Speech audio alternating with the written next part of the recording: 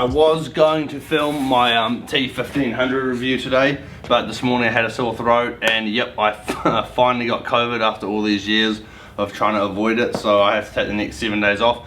I feel absolutely fine, but obviously there's protocols you have to do. And the most disappointing thing about this all is I won't get to do the TT for Wellington Champs this weekend, which I've been kind of training for. I thought it was going to be like a good startup event before I head to Nationals, but I guess it's better to come now than in 3 weeks time when I'm meant to be flying down to Hokitika for Nationals, and all the time and effort I spend on the TT would be for nothing. So I thought today could be a cool time to explain to the viewers how I ended up running a bike shop and pretty much doing YouTube full time at 21 years old in New Zealand. So pretty much starting at school, I started cycling when I was pretty much 15. I did all the junior tours right from under 15 right to pretty much to under 19. I had a few like rough years, like I think my first year under 19 I barely did much riding, then I kind of came back. But all in all, the whole way through school I was a cyclist, like I was a competitive cyclist. That was my sport, that's what I did. I kind of dabbled with other things, but cycling was like my main hobby.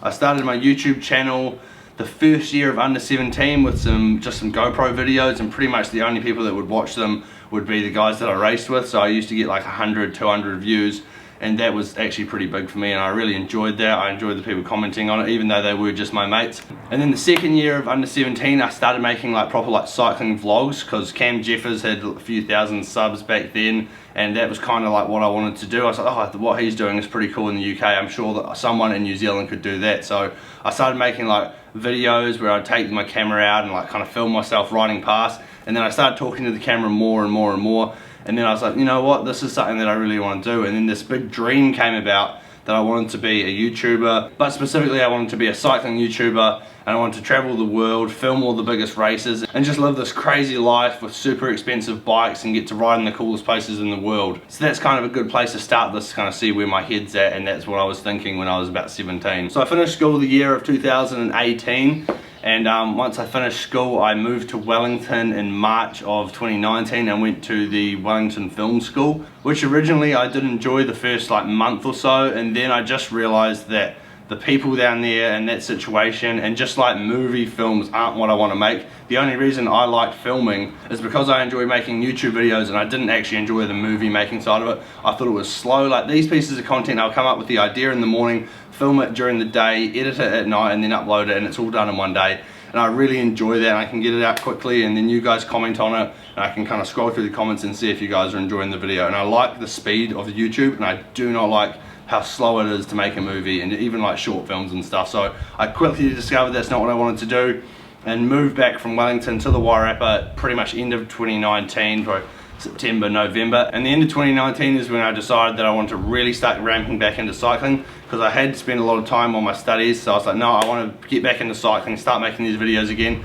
So there's a few like crypt videos and stuff in Wellington where I finally started getting back into cycling. The Couplands cycling team was born that year. We got the sponsors all ready to go. We just had Couplands that year, only Couplands. So we did the Dynamo Series and Southland, and we just scraped enough money to get to Cycle Classic that year. I didn't do Southland because I wasn't fit enough that year. I did the Dynamo Series, and then I did my first Cycle Classic the year of 2020, which was pretty cool. At the start of 2020, the YouTube channel had really started to take off. I'd done some really good videos. I'd done my 100k an hour video then. I just signed, or kind of like signed for an under 23 development team in New England in Boston. I was meant to be going to Boston, and then we got locked down. So obviously I wanted to keep training because I thought it was going to be quick. I was one of those pretty positive people. I was like, nah, it's going to be really quick. There's only going to be a short lockdown. So I ended up getting a trainer. I spent like literally the day of lockdown. We had to lock down the next day, and wherever you were in New Zealand, you had to stay there. So I went to like local bike store in Palmy, because that's where I was at the time, and spent like $4,000 on a tax trainer. Anyway, I took it back, and then I think a week later I did my 12-hour ride on Zwift, which absolutely head fucked me for so long. I literally think I got off that bike, I slept for like a whole day, and I didn't touch my bike for like a week. And then other than that, the lockdown got longer and longer and longer, and I barely rode pretty much. And then the end of that year, I got back into the training a little bit, and that was my first tour of Southland. I had also just kind of started working as a fencer, like a contract fencer. So pretty much all you do all day is dig holes and tie wires. And so I went to my first tour of Southland, and I was super undercooked. Definitely shouldn't have been there really, but because I was so unfit, I kind of hang at the back a lot, and I got in 2 or 3 crashes in like the first 2 or 3 stages. It was ridiculous. and I pulled out because I crashed, and then ended up riding like 80k by myself the day into Tianao. And then I came back from that Southland, and that was when I just like completely hung up the cycling. I was like, nah, bugger this, and I was really demoralized from cycling. I just didn't know what to do. I ended up putting on 20 kgs. I started playing rugby. I was full-time fencing, which means I was getting up, 4:30, 5 o'clock in the morning, starting work and working full 12-hour days, 5 or 6 days a week, which is not good for cycling, because obviously cycling is such a cardiovascular sport that you need as much time to recover and let your muscles recover and repair, and you need to be good in nutrition. And when you're playing rugby and you're fencing stuff, you're constantly eating shit food, pies, and you're drinking beers all weekend. It wasn't the best mix, so I didn't ride for literally like 10 months, and the viewers of this channel who have been watching for a while would know that I just went black on here for about 10 months and just didn't show up for ages. So around July last year, I had a complete guts full of fencing. I worked out pretty quickly that it wasn't for me, but I was gonna try and get into this. I knew that I kind of wanted to own a business, and I liked running a business, but I worked out that fencing wasn't for me, so I handed in my 2-week notice with actually no idea what I wanted to do. I didn't have another job lined up. I had a wee bit of money, but at the time I think I had like a $50,000 ute that I was paying off, so I had pretty big payments every 2 weeks. And I quit my job. I had no idea what I was going to do. During this time I had a few options. The biggest option in my head was I was going to move to the Hamilton region, firstly because there's good cyclists up there, and I thought I could start training and try and really up my cycling game, and I was going to go work at a bike store. But I was struggling with the idea of leaving the Wairarapa. I really do love it here. I feel like this is my home, and I think I'm probably going to like end up with this being like my home base for the rest of my life. My mum was on Trade looking for jobs for me, and everyone was kind of having a look, and she saw that the local bike store that was owned by an older guy was for sale. And I had a look at the ad, and I was like, this could be really cool, like the CyclingTom bike shop. It just like pinged in my mind. And then I went and had a sit down with my family. We had one sit down, and that day they asked me, it's like, do you want to do this? And I said yes. Like in my head I just cannot see this not working. Like this is just goes with my vision, and then my dream just came alive again of the CyclingTom, the YouTube channel and this bike store and everything I want to do. So the whole month of July last year we pretty much spent looking over the books, looking through all the stock and trying to navigate my way around buying this bike store. And then we ended up doing the deal at the end of July, and I took over basically 6, 7, it may even be close to 8 months ago now. Basically to buy this bike store I sold the ute, I sold the canopy on it, the rooftop tent, I sold everything I could. I sold a few bikes and a few sets of wheels and stuff to put the down payment on it. I obviously had to get loans and stuff, but the day that I brought the store, which I think was the 1st of September from memory, I had $35 to my name that day I brought the store, and I like opened it, and like the money that was going in the store was ending up in my business's bank account and stuff. That day I had $35 to my name, which was pretty scary, but I was so determined to make it work. I was literally the first few weeks, I had a few mates that were just involved, and like me, Keisha and Josh, we were working like 15-hour days. We'd get to the store at like 7:30 a.m. and we'd leave the store at like 9, 10, 11 o'clock at night. We'd get there in the morning and do some improvements to the shop, move some things around that we wanted moved around, and then we'd have to work the full 8-hour shift, and in the afternoon we'd like pull some stuff down, put some things up to like do the store, and these guys were just an absolute lifesaver for that. So that was pretty much like the first 3 months was just working like ridiculous amount of hours. And I was slowly trying to get back on the bike and get fit again, because I had put on, I think I put on like 16 kgs.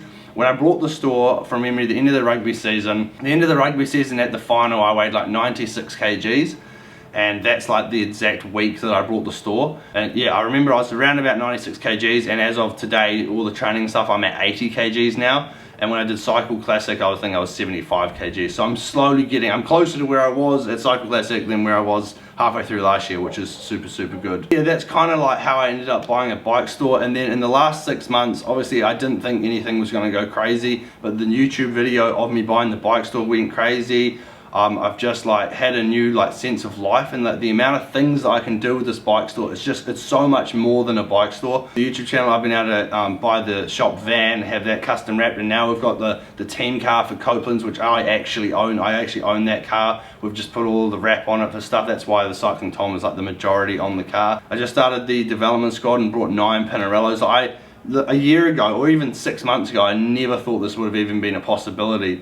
And the only thing I can put it down to is in business is just passion. Like when people come into my bike store and people see me, I have a genuine passion and a love for cycling, and you can't just jump into something like when I was trying to be fencing. I didn't have a genuine passion for fencing, and so it's hard to sell fences when you don't actually love what you do. Whereas I would happily turn up to work every single day and do what I do now for absolute bugger all money. But it's so much cooler when you've got some money to spend, you can give it back and you put it back. Like this cycling development squad literally just like popped into my head like a couple months ago. I was like, how cool would that be to have a development squad? I love looking after young cyclists and juniors.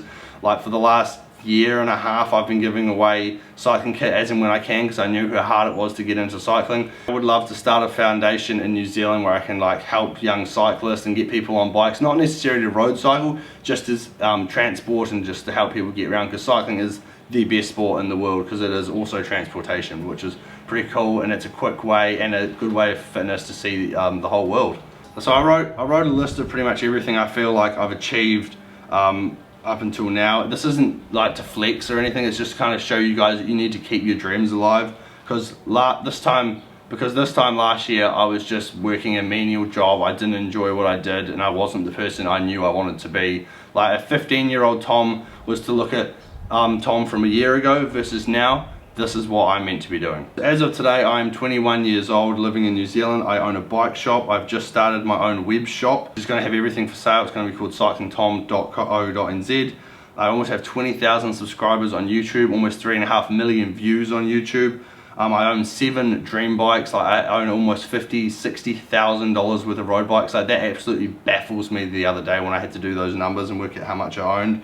I rent a house and live by myself at 21, which is pretty crazy in this country because rent here is just insane. I have 2 fully sign-ridden vehicles with my name on it, and I'm running the development squad and pretty much helping run Team Couplands as well and trying to help get them new sponsors. And I'm also sponsoring the local sports awards here, and we are just about to sponsor the local mountain bike park that's being built. So like a year ago, I didn't think any of this was even a consideration or a sprinkle in my eye. So if you can take anything from this video, it's just please do not give up on your dreams. And to anyone that has watched any of my videos over the last like 6 years, like all of this is possible because you guys watch my videos and support me. Like there's no way I'd be heading overseas for 3 months. I'm filming some amazing videos and content in the next 3 months that has been like in my head. Is this big vision to try and get as many people's eyes on me. Obviously there's a handful of cycling YouTubers in the world, but they all come from much bigger countries than little New Zealand, so I feel like I have a little bit of a disadvantage when I try to get out on the algorithm. But like the videos I make, I personally feel that they are really good, and I feel like people deserve to see them. So that's what this whole trip is about. We're going to go out, we're going to get CyclingTom's name out in the world, we're going to go race the crits in Chicago, give that a good crack, and then we're heading over to a whole bunch of places in Europe to meet up with some creators, and it's going to be an awesome year. So I thought that I'd just make this video because obviously I've got COVID now and I can't really do much, and I thought I'd kind of like tell my story and hopefully I can inspire a few people that are out there and they don't know what to do with their lives. Don't stress, so much can happen in 1 year.